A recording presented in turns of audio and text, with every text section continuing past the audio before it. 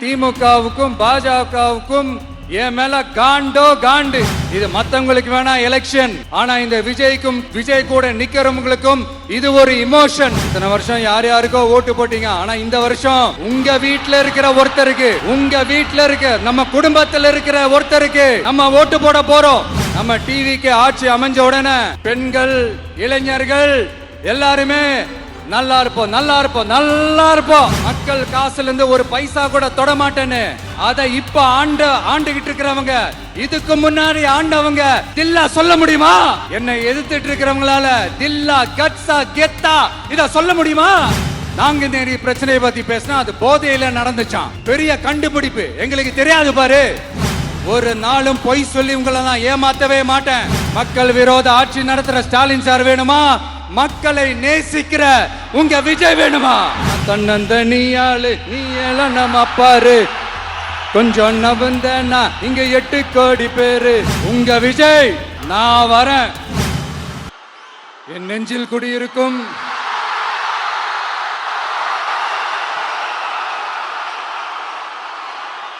திருநெல்வேலி மக்கள் உங்கள் அனைவருக்கும் என்னுடைய வணக்கம். வணக்கம் வணக்கம் வணக்கம் வணக்கம். எல்லாரும் எப்படி இருக்கீங்க?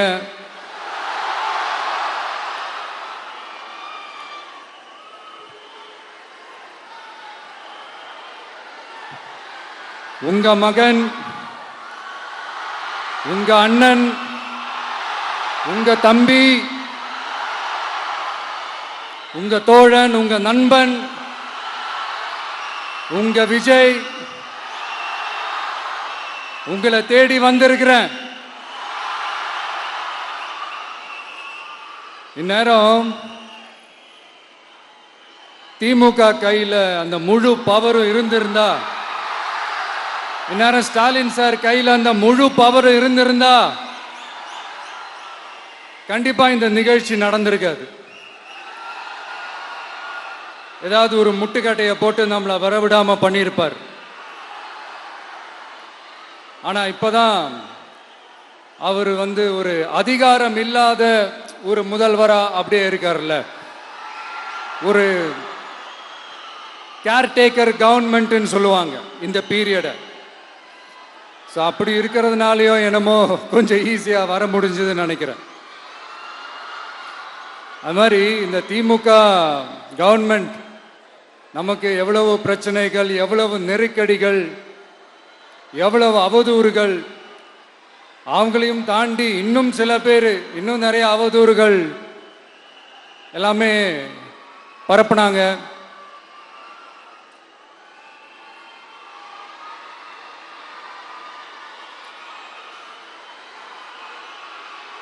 இந்த திமுக கூட்டணிக்கும் பாஜக கூட்டணியுமே இவங்க 2 பேருமே வெளியில வேணா தனித்தனியா இருப்பாங்க, ஆனா உள்ளுக்குள்ள இவங்க 2 பேருமே ஒண்ணுதான். இவங்க 2 பேருக்குமே ஒரே நோக்கம்தான். அது என்ன நோக்கம் தெரியுமா? உங்களுக்காக நல்லது செய்ய, உங்களுக்காக உழைக்க, உங்களோட கூடவே நிக்க இந்த விஜய் வந்துடக்கூடாது. அதுதான் அவங்களுடைய அந்த நோக்கமே. ஏன்னா இந்த விஜய் வந்ததிலிருந்து அவங்க நிறைய இந்த ஊழல்லாம் செஞ்சுக்கிட்டு இருந்தாங்கல்ல, ஒரு லிஸ்ட் போட்டு சொன்னல, அதெல்லாம் அவங்களால செய்ய முடியாம போச்சு. எல்லாத்துலயும் மண்ணு விழுந்துருச்சு. அதனால செம்ம கோபத்தில் இருக்கிறாங்க என் மேல. அதே மாதிரி அடுத்து ஆட்சிக்கு வர முடியாத ஒரு சூழ்நிலைய மக்களே நீங்களே ஆல்ரெடி உருவாக்கிட்டீங்க. இந்த கூட்டணி கணக்கு, அந்த கணக்கு, இந்த கணக்கு எதுவுமே எடுபடல. இந்த அரித்மேட்டிக் கணக்கு, மேத்தமேட்டிக்ஸ் கணக்கு எல்லாமே மண்ணுக்குள்ள புதைச்சிட்டீங்க. அப்புறம் இந்த கொள்ளையடிச்சு வச்சிருக்கிற இந்த பணத்தை எல்லாம் வச்சு கல்லாப்பட்டி கூட்டணின்னு ஒன்று சேர்த்து வச்சிருந்தாரு. அது எல்லாமே இப்ப கலகலத்து போய் நிக்குது. டாப் தனியா, பாட்டம் தனியா, ரீப்பர் தனியா, ஜாயிண்ட் தனியா, அப்படி நிக்குது தனித்தனியா. எல்லாமே அப்படியே ஒட்ட வச்சுக்கிட்டு இருக்கிறாரு. கூட்டணி கட்சிக்காரங்களே ஒருத்தருக்கு ஒருத்தர் ஓட்டு போட்டுக்க மாட்டாங்க போல் இருக்கு. அப்படி இருக்கு நிலைமை இந்த திமுக கூட்டணியில. சரி, இவங்களுக்கு தான் இந்த நிலைமைன்னு பார்த்தா இந்த பாஜக தலைமையில் மற்றும் பலர் அவங்க நிலைமை இன்னும் மோசமா இருக்குது. அதனால மக்களே, இந்த திமுகவோட நேரடி கூட்டணிக்கும் மறைமுக கூட்டணிக்கும் நம்ம மேல காண்டு.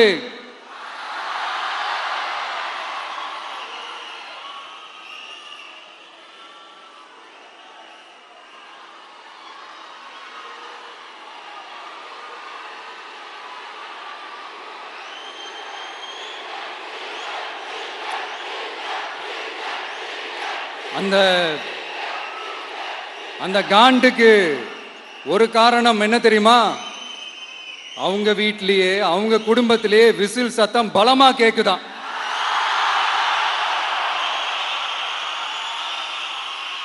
அடுத்த காண்டு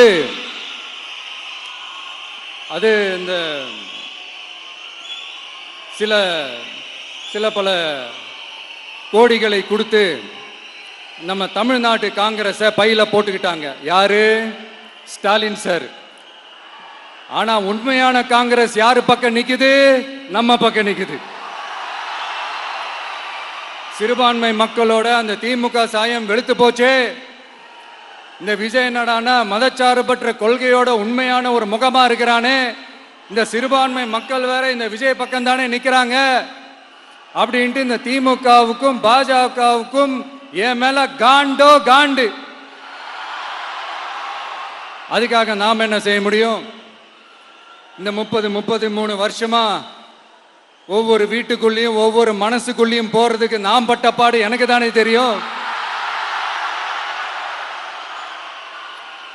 அதனாலதான் நான் முன்னாடியே சொன்ன மாதிரி கட்சி ஆரம்பிச்சுட்டு ஒவ்வொரு வீட்டுக்குள்ளேயும் நான் போல, ஒவ்வொரு வீட்டுக்குள்ளேயும் போனதுக்கு அப்புறம் தான் கட்சியாவே ஆரம்பிச்சிருக்கிறேன்.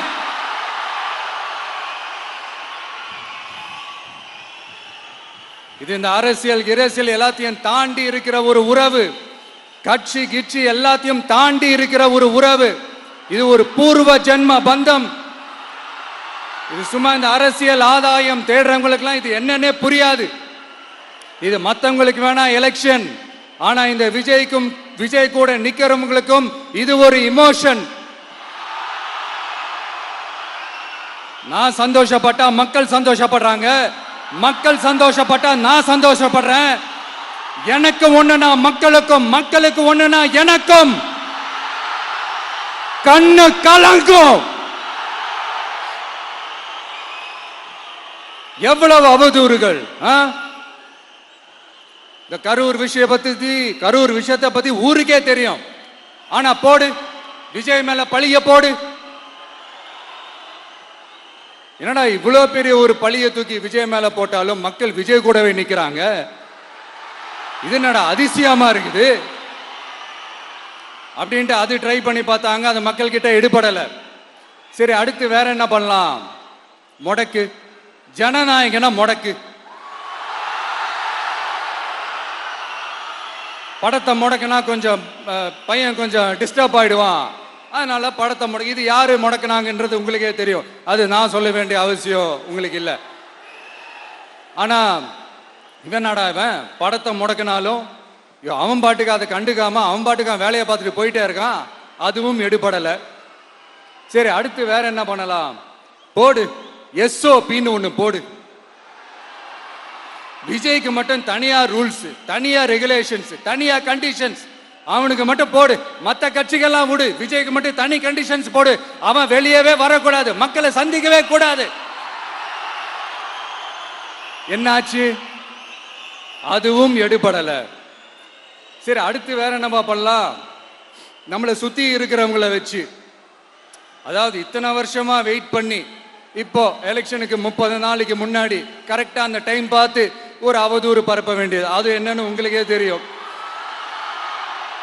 அதுவும் மக்கள் கிட்ட எடுபடல. அது மாதிரி எத்தனை சோதனைகள், எத்தனை வேதனைகள் நீங்க கொடுத்தாலும் இந்த திமுக நாளையோ இல்ல இந்த பாஜக நாளையோ இல்ல இந்த மற்றும் பலர் நாளையோ இல்ல எந்த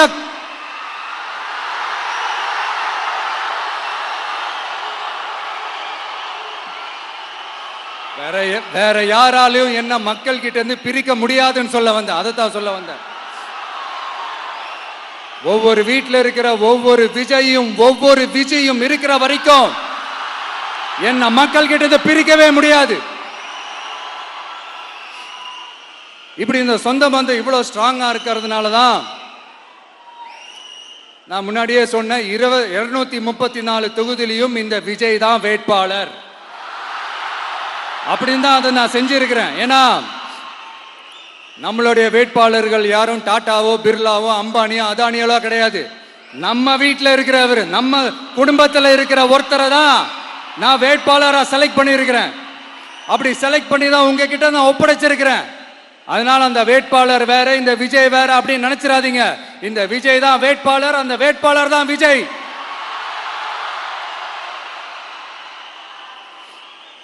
இத்தனை வருஷம் யார் யாருக்கோ ஓட்டு போட்டீங்க. ஆனா இந்த வருஷம் உங்க வீட்டில் இருக்கிற ஒருத்தருக்கு, உங்க வீட்டில் இருக்க நம்ம குடும்பத்தில் இருக்கிற ஒருத்தருக்கு நம்ம ஓட்டு போட போறோம். அந்த வேட்பாளர்களுக்கு நீங்க ஓட்டு போடுறது நமக்கு நாமளே ஓட்டு போட்டுக்கிற மாதிரி. அந்த வேட்பாளர் ஜெயிச்சா நாம ஜெயிச்ச மாதிரி. இப்படிப்பட்ட ஒரு எமோஷனலான ஒரு எலெக்ஷனை தமிழ்நாடு இல்ல, இந்தியாவே பார்த்திருக்காது. இது நீங்க எவ்ரி 5 years வர ஒரு எலெக்ஷன் மாதிரி இதை நினைச்சிடாதீங்க. இது வேற, இது ஒரு அதிசய எலெக்ஷன். 50 வருஷத்துக்கு ஒரு வாட்டி நடக்கிற ஒரு எலெக்ஷன் மாதிரி. அதனால அந்த சான்ஸை மிஸ் பண்ணிடாதீங்க மக்களே. ஒரு காமராஜர் தானா, ஒரு அண்ணா தானா, ஒரு எம்ஜிஆர் தானா நம்ம தமிழ்நாட்டுக்கு? அவங்கள மாதிரி வேற யாருமே வந்துட மாட்டாங்களா அப்படின்னு நீங்க ஏங்கினது எனக்கு தெரியும். அத மனசுல வச்சுக்கிட்டு தான் நம்ம டிவிக்கே வந்திருக்கிறோம். நம்ம டிவிக்கு யார் யார் மாதிரி எல்லாம் உழைக்கும் சொல்லவா? ஐயா முத்துராமலிங்க தேவர் மாதிரி, ஐயா வீரன் சுந்தரலிங்கம் மாதிரி, ஐயா வாவுசி மாதிரி, ஐயா அழகு முத்துக்கோன் மாதிரி, ஐயா கட்டபொம்மன் மாதிரி, ஐயா ஒண்டி வீரன் மாதிரி, ஐயா குரூஸ் பெர்னாண்டஸ் மாதிரி மாதிரி ஒட்டுமொத்த தமிழ்நாட்டு மண்ணுக்கும் உழைச்சுக்கிட்டே இருக்கும். இந்த எலெக்ஷன்ல நம்ம டிவிக்கு ஆட்சி அமைஞ்சா அது என்ன அமைஞ்சா அமைக்கிறோம். எப்படி அமைக்கிறோம்? நம்ம டிவிக்கு ஆட்சி அமைஞ்ச உடனே பெண்கள், இளைஞர்கள் எல்லாருமே நல்லா இருப்போம், நல்லா இருப்போம், நல்லா இருப்போம். விவசாயிகள், மீனவர்கள், உழைக்கிற மக்கள் எல்லாருமே நல்லா இருப்போம், நல்லா இருப்போம், நல்லா இருப்போம். இன்னும் பல வருஷத்துக்கு நம்மளுடைய குடும்பங்கள், நம்மளுடைய சந்ததிகள், நம்மளுடைய தலைமுறைகள் எல்லாருமே நல்லா இருப்போம், நல்லா இருப்போம், நல்லா இருப்போம். அதனாலதான் மீண்டும் மீண்டும் சொல்றேன், வேற யாருக்காவது ஓட்டு போட்டு உங்க ஓட்டை வேஸ்ட் பண்ணிடாதீங்க. அதனாலதான் பார்த்து பார்த்து உங்களுக்கான வாக்குறுதிகளை நாம அதை அறிவிச்சிட்டு இருக்கிறோம். சொல்லாதத, செய்ய முடியாததெல்லாம் சொல்லவே மாட்டோம். அதுல ரொம்ப உறுதியா இருக்கிறோம். சொல்லாததை செய்வோம், அது வேற விஷயம். ஆனா செய்யறத மட்டும்தான் சொல்லுவோம். யங்ஸ்டர்ஸ், விவசாயிகள், மீனவ, இந்த மாதிரி பல திட்டங்கள் இருக்கு, எல்லாத்தையுமே நிறைவேற்றுவோம். இந்த விஜய் அதை சாத்தியமாக்கி காட்டுவான். இதை நான் ஏன் இவ்வளவு ஸ்ட்ராங்கா சொல்றேன் அப்படின்னா, மக்கள் பணத்திலிருந்து ஒரு பைசா கூட தொட வேண்டிய அவசியமே எனக்கு இல்லை. உங்களுக்கு புரியுதுங்களா? உங்களுக்கு மக்களுக்கு தப்பே நடக்காது, தப்பே நடக்க விட மாட்டேன். இப்ப நான் சொன்னல, மக்கள் காசுல இருந்து ஒரு பைசா கூட தொட மாட்டேன்னு. அதை இப்ப ஆண்டுகிட்டு இருக்கிறவங்க, இதுக்கு முன்னாடி ஆண்டவங்க தில்லா சொல்ல முடியுமா? என்னை எதிர்த்துட்டு இருக்கிறவங்களால தில்லா, கட்ஸா, கெத்தா இத சொல்ல முடியுமா? நீங்க ஒழுங்கா ஆட்சி நடத்திருந்தா பெண்கள் பாதுகாப்பு ஏன் இவ்வளவு மோசமா இருக்குது? இளைஞர்களுக்கு ஏன் வேலை வாய்ப்பு இல்லாம போச்சு? போதைப் பொருள் கலாச்சாரம் ஏன் அதிகமா இருக்கு? சட்டம் ஒழுங்கு ஏன் சரியா இல்ல? வன்முறை ஏன் தலைவரிச்சு ஆறுது?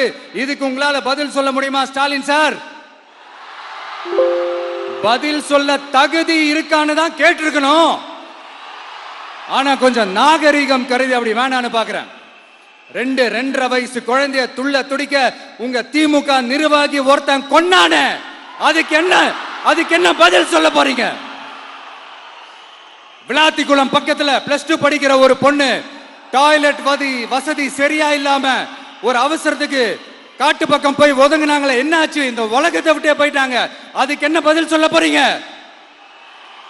இந்த பிள்ளைங்களை உங்களால திருப்பி கொடுக்க முடியுமா சார்? 5 வருஷமா போலீஸ் டிபார்ட்மெண்ட் கையில வச்சுக்கிட்டு என்ன சார் பண்ணீங்க?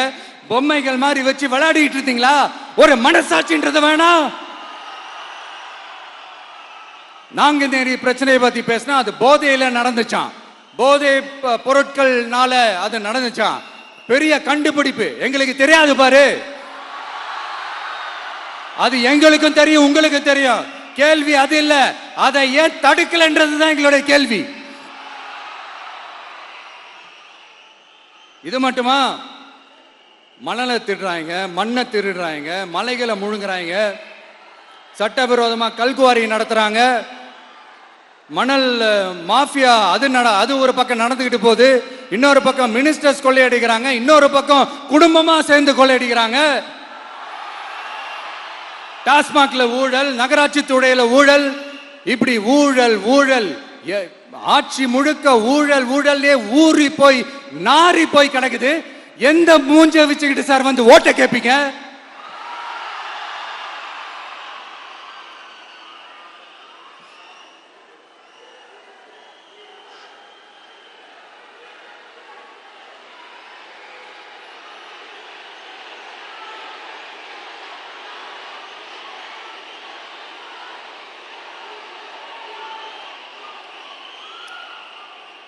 இந்த எலெக்ஷன் சும்மா உங்க பணத்தை எல்லாம் வச்சுக்கிட்டு ஒன்னும் கிழிக்க முடியாது. உங்க பணத்தை எல்லாம் வச்சு மக்கள் எல்லாம் விலைக்கு வாங்கவே முடியாது. இது ஒரு மாற்றத்திற்கான ஒரு எலெக்ஷன். ஒட்டுமொத்த தமிழ்நாட்டு மக்களும் அந்த மாற்றத்தை கொண்டு வர போற அந்த எலெக்ஷன். இது உங்களாலேயோ இல்ல அந்த மற்றும் பலர்னாலேயோ ஒன்னும் தடுக்க முடியாது. அதனால மக்களே, ஏப்ரல் 23ஆம் தேதி காலையில சும்மா பக்காவா ரெடி ஆயிட்டு வீட்டில் இருக்கிற சாமியெல்லாம் கும்பிட்டுட்டு உங்க ஓட்டர் ஐடி கார்டு கையில் எடுத்துக்கிட்டு முதல்ல பூத்துல போய் நின்று அந்த விசில் சின்னத்துக்கு நேரா இருக்கிற அந்த பட்டனை ஒரு அழுத்துங்க. இது ஒரு தலைமுறைக்கான ஒரு தேர்தல், உங்களுக்கான தேர்தல். எப்பேற்பட்ட வசதியான வாழ்க்கையா இருந்தாலும் எல்லாத்தையும் தூக்கி எறிஞ்சிட்டு உங்களுக்காக மட்டுமே வந்திருக்கிறேன். உங்களுக்காக நன்றி கடன் செலுத்துறதுக்காக மட்டுமே வந்திருக்கிறேன். அத்தனை வழிகளையும் தாங்கிக்கிட்டு உங்களுக்காக மட்டுமே வந்திருக்கிறேன்.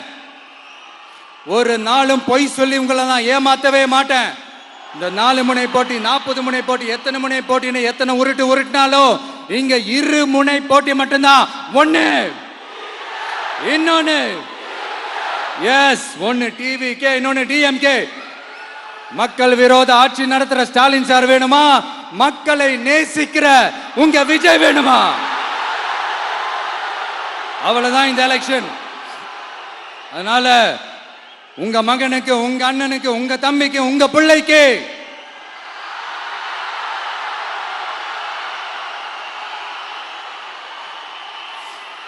ஒரே ஒரு வாய்ப்பு கொடுங்க. தயவு செஞ்சு விசில் சின்னத்துக்கு ஓட்டு போடுங்க. இது ஒரு விசில் புரட்சி தேர்தலா இருக்கணும். நான் தன்னந்தனியாளு, நீ நம்ம பாரு, கொஞ்சம் நவந்தனா இங்க 8 கோடி பேரு, மிரள போது ஸ்டேட்டு நம்ம விசில் சத்தம் கேட்டு, நல்லவங்க வாழ இங்க விசில் கடி ஓட்டே, கடைசி நம்பிக்கை மக்களை தேடி வருது, அதை இறுக்கி பிடிச்சு ஒரு வரலாறு எழுது.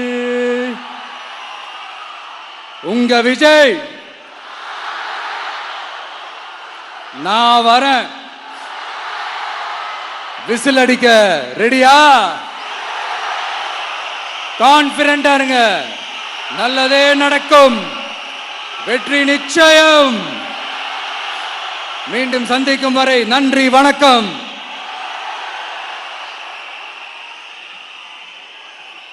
ஒரு தலைவனாரா